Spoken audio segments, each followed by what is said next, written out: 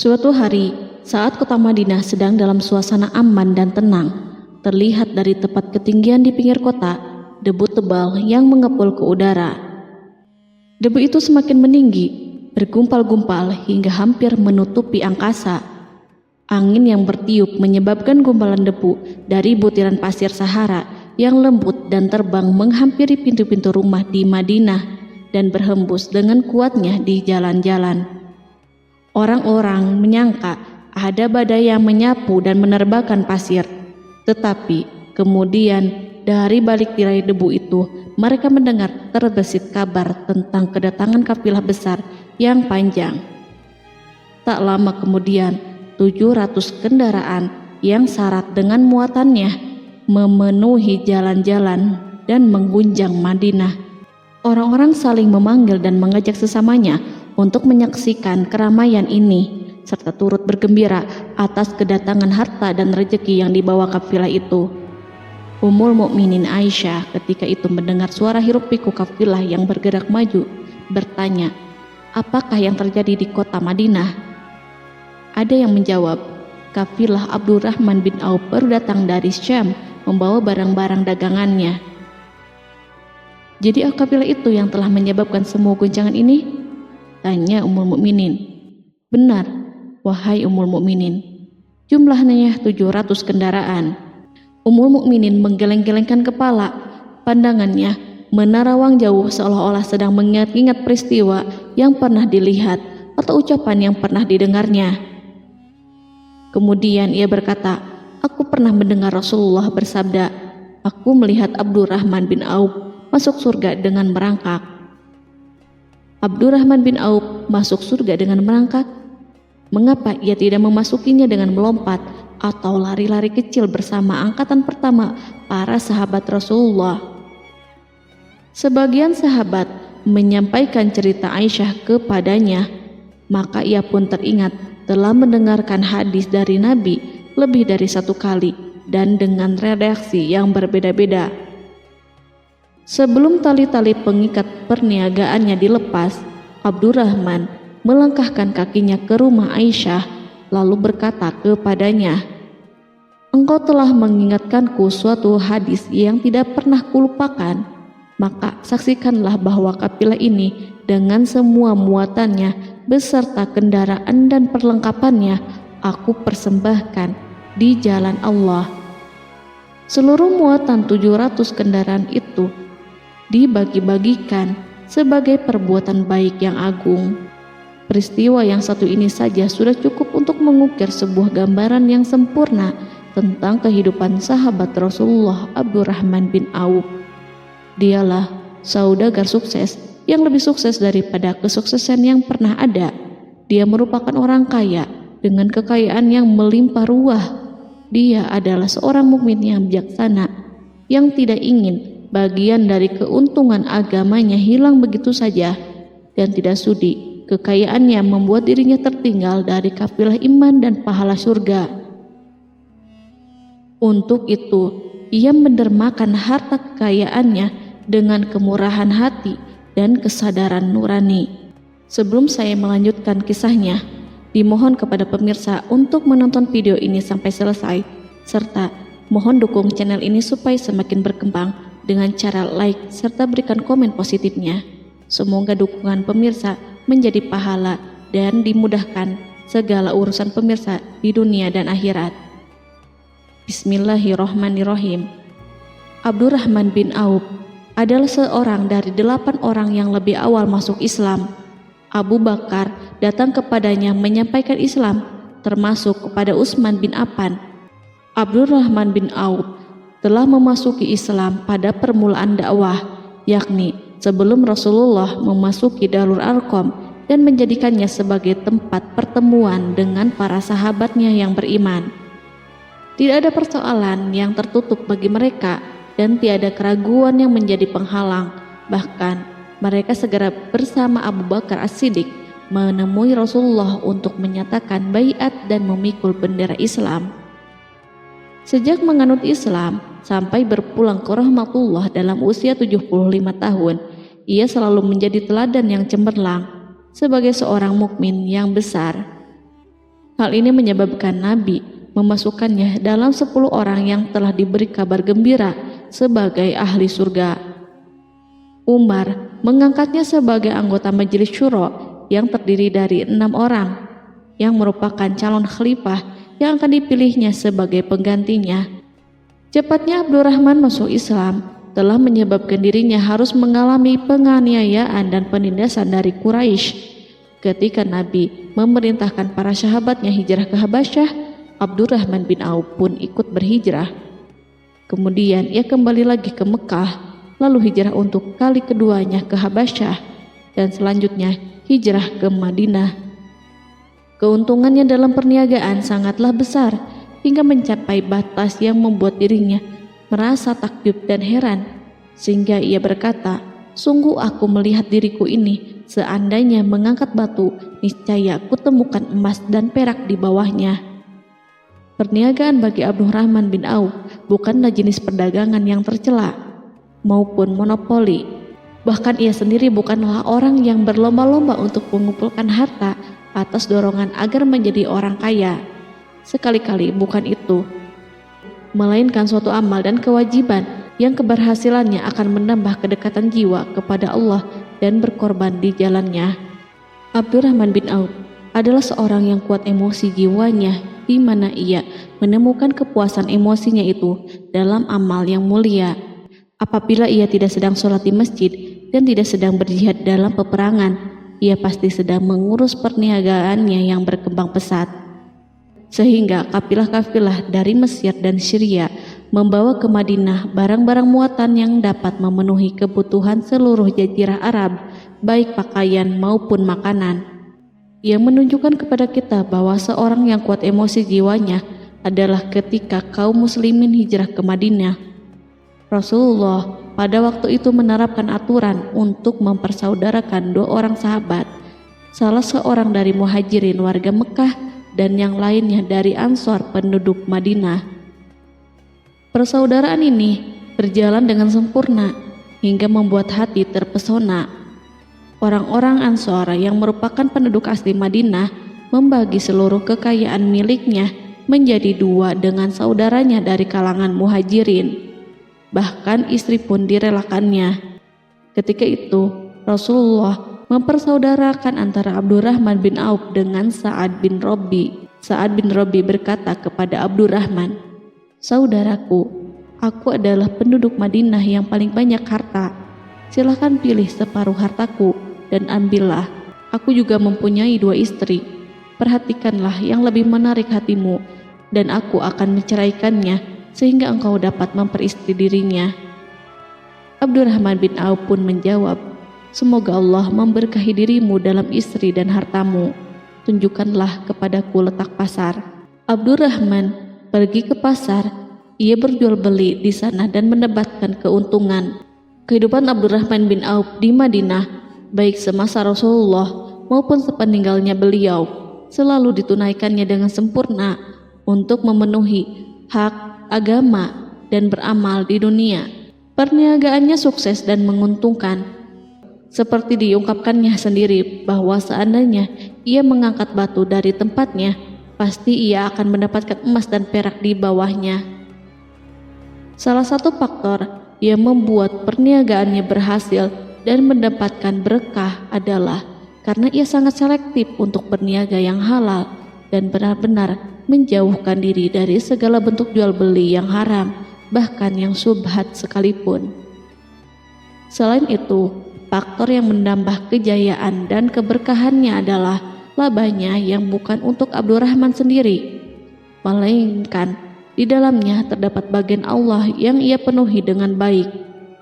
Ia menggunakan hartanya untuk memperkokoh hubungan kekeluargaan dan mengeratkan tali persaudaraan, serta menyediakan perlengkapan yang diperlukan untuk tentara Islam.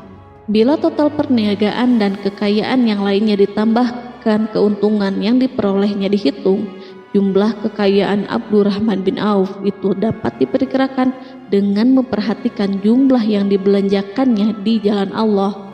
Suatu hari ia mendengar Rasulullah bersabda, "Wahai Ibnu Auf, engkau termasuk golongan orang kaya dan engkau akan masuk surga dengan merangkak."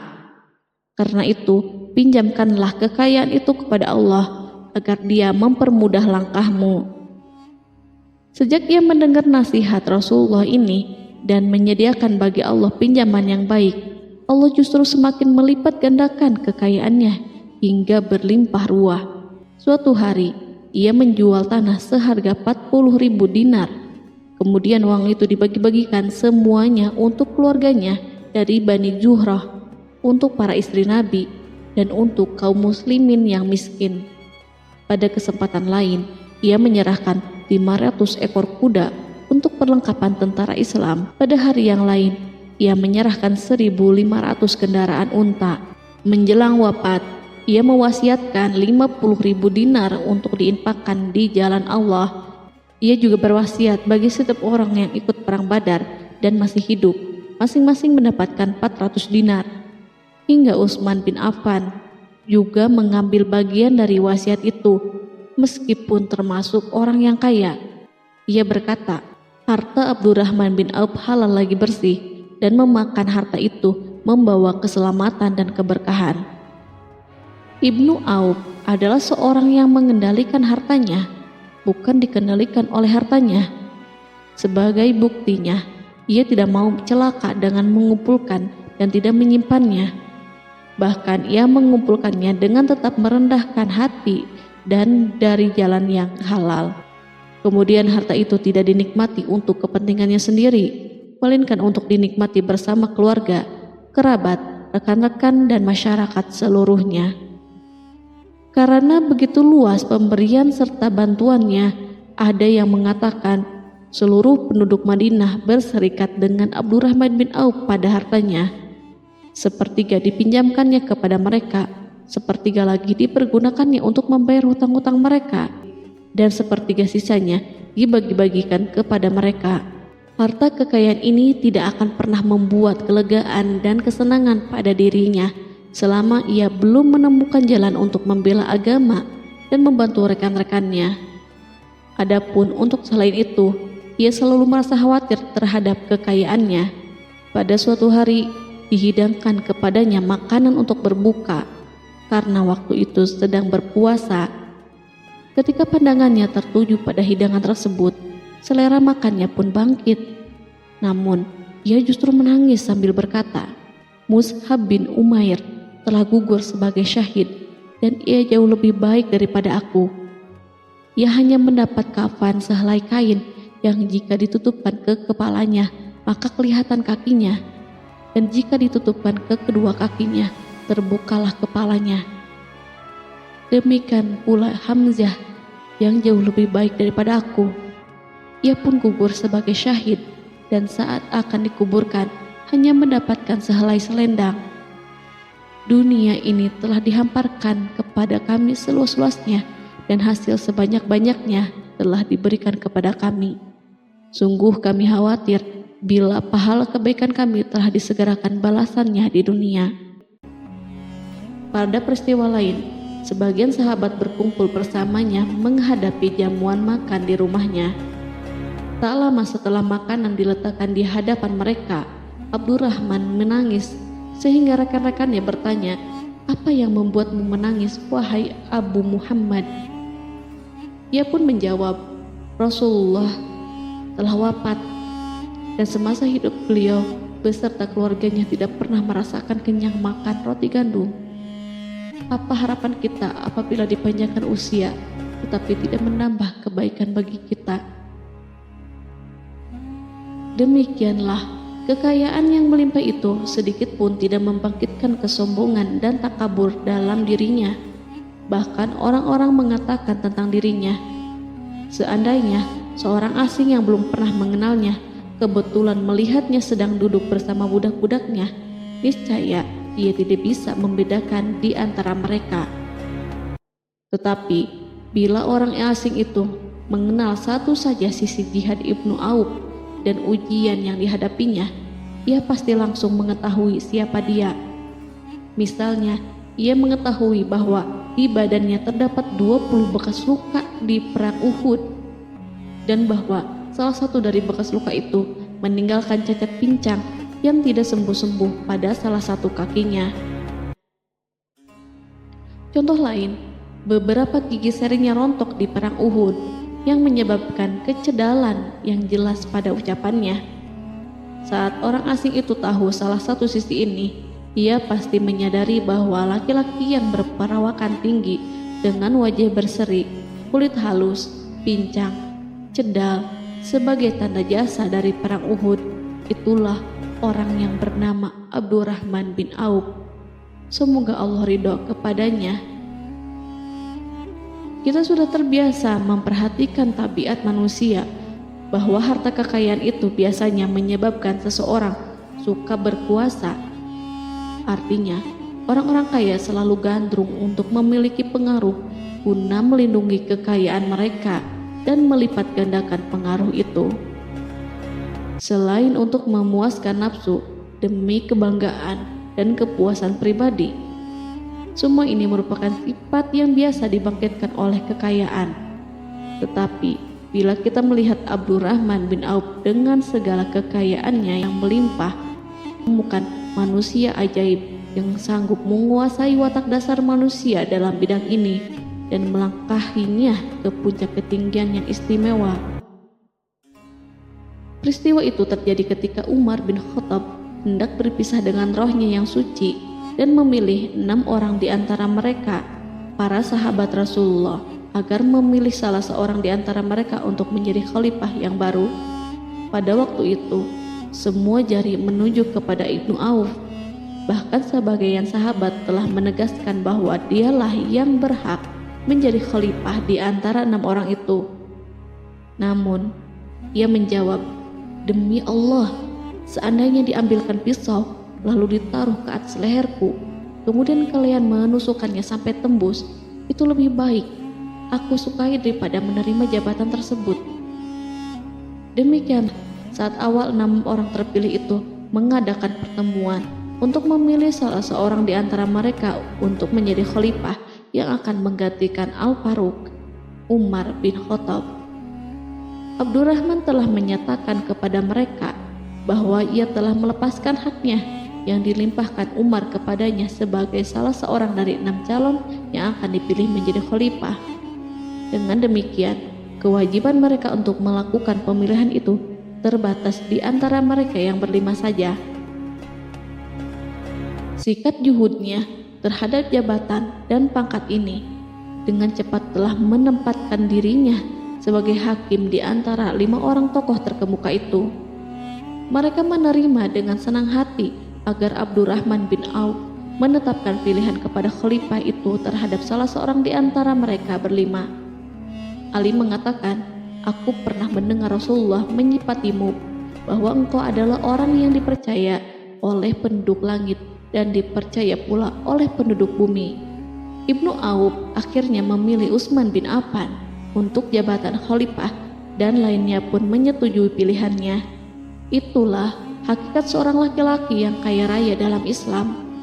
Apakah Anda telah memperhatikan bagaimana Islam telah mengangkat dirinya jauh di atas kekayaan dengan segala godaan dan penyesatannya itu, dan bagaimana ia menempa kepribadiannya dengan sebaik-baiknya? Pada tahun 32 Hijriah, tubuhnya berpisah dengan roh. Ummul Mukminin Aisyah memberinya kemuliaan khusus yang tidak diberikan kepada orang lain dengan memberikan usulan kepadanya ketika ia masih terbaring di ranjang menuju kematian agar bersedia dikuburkan di pekarangan rumahnya berdekatan dengan Rasulullah, Abu Bakar, dan Umar. Namun ia memang seorang muslim yang telah dididik Islam dengan sebaik-baiknya, sehingga merasa malu bila dirinya diangkat dan disandingkan dalam kedudukan tersebut. Selain itu, ia telah membuat janji dan ikrar yang kuat dengan Utsman bin Maz'un, yakni jika salah seorang di antara mereka meninggal sesudah yang lain, hendaklah ia dikuburkan di dekat sahabatnya itu. Saat rohnya bersiap-siap memulai perjalanan yang baru, air matanya meleleh, sedangkan lidahnya bergerak-gerak mengucapkan kata-kata, "Aku khawatir dipisahkan dari sahabat-sahabatku karena kekayaanku yang melimpah ruah." Namun, ketenangan dari Allah segera menyelimutinya. Lalu senyuman tipis menghiasi wajahnya disebabkan sukacita yang memberi cahaya dan kebahagiaan yang menenteramkan jiwa.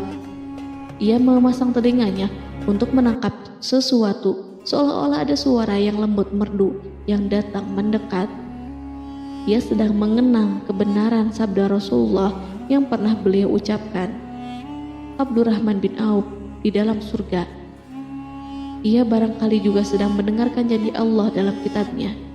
Orang yang menginfakkan hartanya di jalan Allah, kemudian tidak mengiringi apa yang diinfakkan itu dengan menyebut-nyebut dan menyakiti perasaan penerima, maka memperoleh pahala di sisi Rabb mereka. Tidak ada rasa takut pada mereka dan mereka tidak bersedih hati. Quran Surat Al-Baqarah ayat 262.